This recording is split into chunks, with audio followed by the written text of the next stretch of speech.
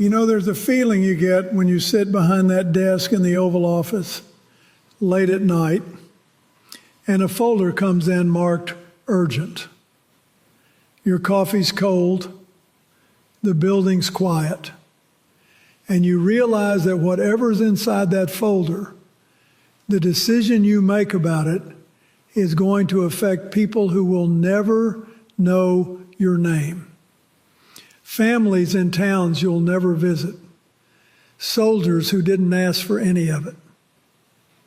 That feeling never leaves you. And I'll be honest with you, I'm feeling something close to that right now. Most Americans went to work this week, picked up their kids, argued about grocery prices, maybe watched a game. But while all of that was happening, the United States quietly assembled the largest military presence in the Middle East since we invaded Iraq in 2003. 2 aircraft carrier strike groups, the USS Abraham Lincoln and the USS Gerald R. Ford, are converging near Iranian waters. Fighter squadrons are stacking up across the region. Patriot missile batteries have been erected at Al Udeid Air Base in Qatar. And here's what I want you to pay attention to. Poland, a NATO ally, just told its citizens to leave Iran immediately. Their prime minister said evacuation could become impossible within hours. Germany quietly pulled military personnel out of a base in northern Iraq. When your allies start moving their people out of the way, that tells you more than any press conference ever will. President Trump has given Iran what he calls a final 10 to 15-day window to agree to a nuclear deal. Or else, in his words, really bad things will happen. Iran has responded by conducting joint naval drills with Russia in the Strait of Hormuz and telling the United Nations it will respond decisively to any attack. Let me tell you something. This is not just a foreign policy crisis. This is a test of how America makes its most consequential decisions. Who gets consulted? What institutions are engaged? Whether we go to war through deliberation or through a countdown clock on cable news. That's what's really at stake here. Now, to understand where we are today, you've got to understand how we got here. This has been building for over 20 years, and every administration, including mine, has had to wrestle with Iran's nuclear ambitions. In 2015, the Obama administration negotiated the Joint Comprehensive Plan of Action, the JCPOA. Was it a perfect deal? No, but it froze Iran's enrichment program, put inspectors on the ground, and gave the international community verifiable oversight. It bought time. And in diplomacy, time is one of the most valuable currencies you have. In 2018, President Trump withdrew from that agreement. He believed it was insufficient, that it didn't address Iran's missiles or its support for proxy groups. Those were legitimate concerns. But here's the honest truth. When you tear up an agreement without a replacement ready, you don't create leverage. You create a vacuum. And Iran filled that vacuum by enriching uranium to near weapons-grade levels. Fast forward to March 2025. Trump sent a letter to Supreme Leader Khamenei proposing new talks with a 60-day deadline. 5 rounds of negotiations followed through Omani mediators, Witkoff for the U.S., Arachi for Iran. There were moments of genuine progress. Iran even proposed disarming Hamas and Hezbollah. But the core disagreement, whether Iran could retain any enrichment capability never got resolved. Then came June 2025. Israel struck Iranian nuclear sites. Days later, the United States bombed Fordow, Natanz, and Isfahan. A ceasefire held, but the IAEA lost access entirely. Inspectors haven't been inside those facilities since. Now we're in February 2026. Talks resumed, barely. And instead of building on whatever fragile trust remained, we're back to ultimatums, carrier groups, and countdown clocks. Now look, I want to lay out what's happening right now as clearly as I can, because the American people deserve to hear it straight. As of this week, February 19th, 20th, 21st, 2026, President Trump has given Iran a final 10 to 15-day window to reach a nuclear deal. His words were that if they don't, really bad things will happen. Those aren't diplomatic terms. That's the language of an ultimatum. The USS Gerald R. Ford Carrier Strike Group has entered the Mediterranean and is heading toward the Middle East. It will join the USS Abraham Lincoln, already stationed in the Arabian Sea. That is a two-carrier posture, something the United States has not deployed in that region in a very long time. That is not a negotiating tactic. That is a war footing. Meanwhile, Iran and Russia are conducting joint naval exercises in the Strait of Hormuz and the Gulf of Oman. Iran temporarily closed parts of the strait for those drills, a waterway through which roughly 20% of the world's oil supply flows. Reports indicate that Iran used the cover of these exercises to reposition strike drones and deploy a Chinese-made YLC-8B anti-stealth radar system. Iran is not just posturing. They are preparing. Poland's Prime Minister Donald Tusk told Polish citizens to leave Iran immediately. Germany temporarily withdrew military personnel from its base in Erbil, northern Iraq. China warned that U.S. military action would plunge the region into dangerous and unpredictable chaos. The IAEA chief confirmed that Iran's enriched nuclear material is still there in large quantities. Iran has told the UN Secretary General it would respond decisively to any attack. And just today, reports indicate Iran is refusing to export its 300 kilograms of highly enriched uranium, but has offered to dilute it, a compromise the U.S. side has so far not accepted. And here's the part that should concern every American. Witkoff and Kushner, the president's own lead negotiators, reportedly told Trump that reaching a good deal is difficult, if not impossible. Let me tell you something I learned sitting behind that desk. When you're dealing with a country like Iran, a country with a proud ancient civilization, a government built on revolutionary ideology, and a supreme leader who has staked his legacy on never bowing to America, the worst thing you can do is issue a public countdown and dare them to flinch. President Trump's goal, preventing Iran from acquiring a nuclear weapon, is the right goal. I share it. Every American president since Jimmy Carter has shared it. The debate is about method.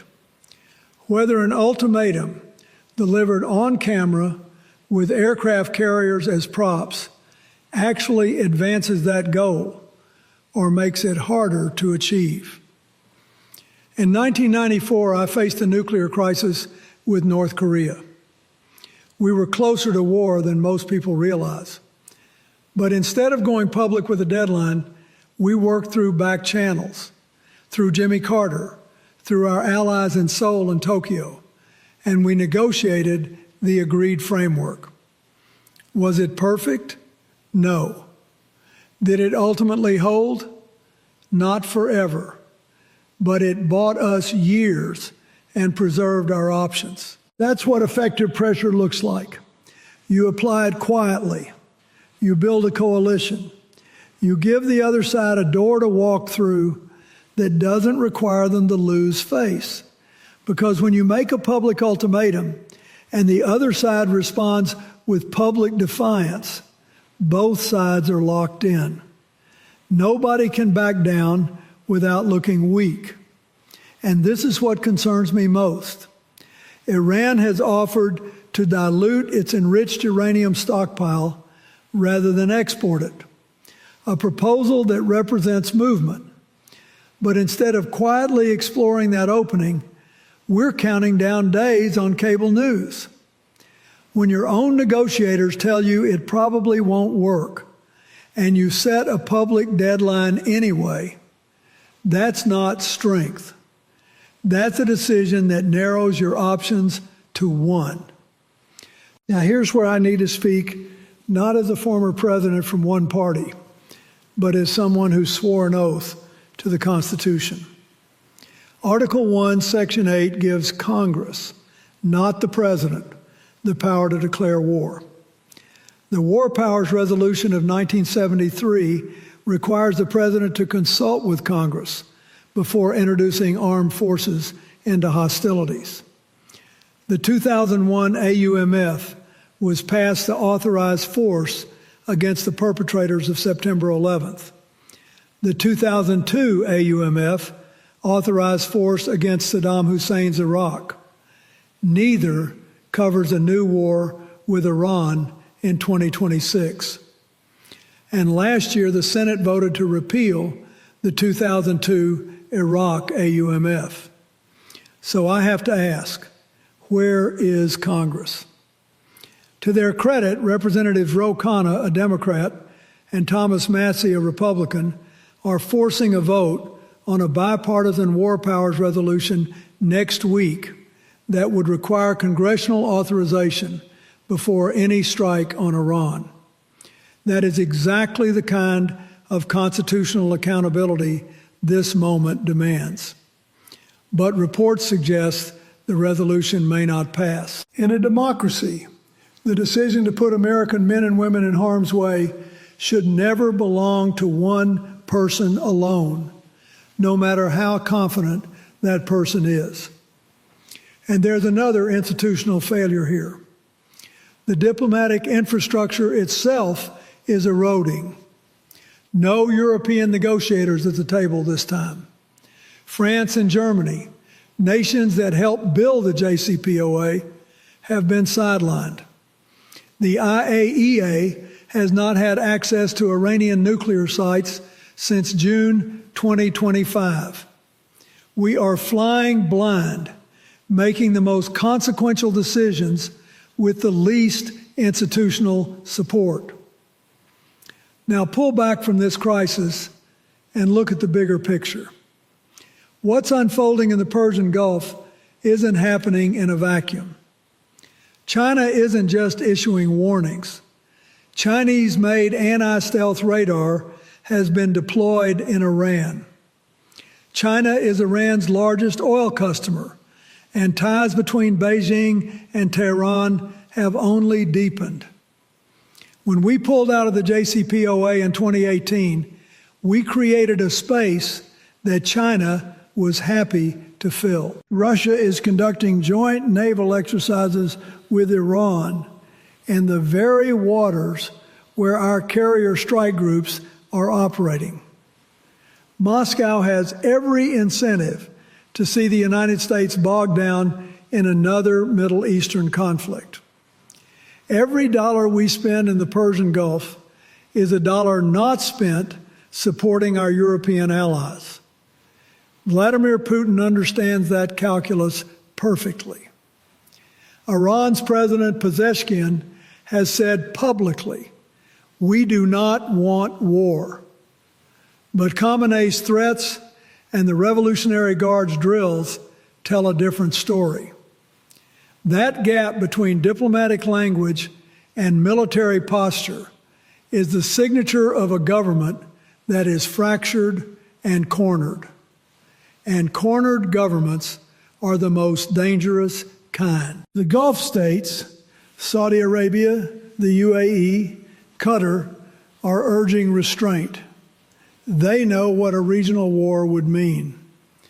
A strike on Iran would almost certainly trigger retaliation against U.S. and allied bases across the region.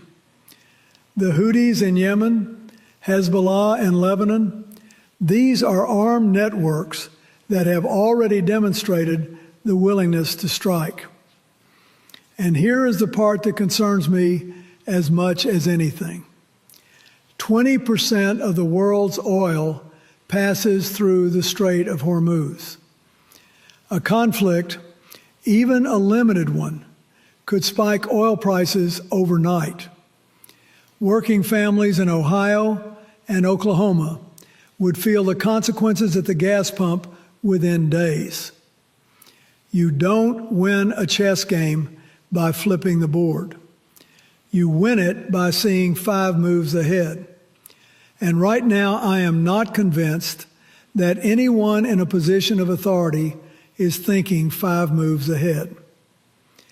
Let me walk through what I see as the realistic possibilities. Scenario 1, Iran blinks.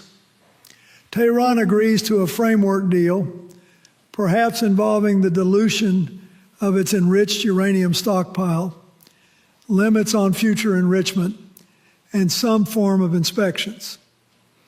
I believe this is the least likely outcome. Khamenei has publicly declared that Iran will never surrender. The political space for a deal under these conditions is vanishingly small. Scenario 2. The deadline passes and President Trump orders limited strikes on remaining nuclear infrastructure. This is the scenario that keeps me up at night, because limited is one of the most dangerous words in the military vocabulary. Iran has threatened to retaliate against U.S. bases. Oil prices could spike 30–40% overnight.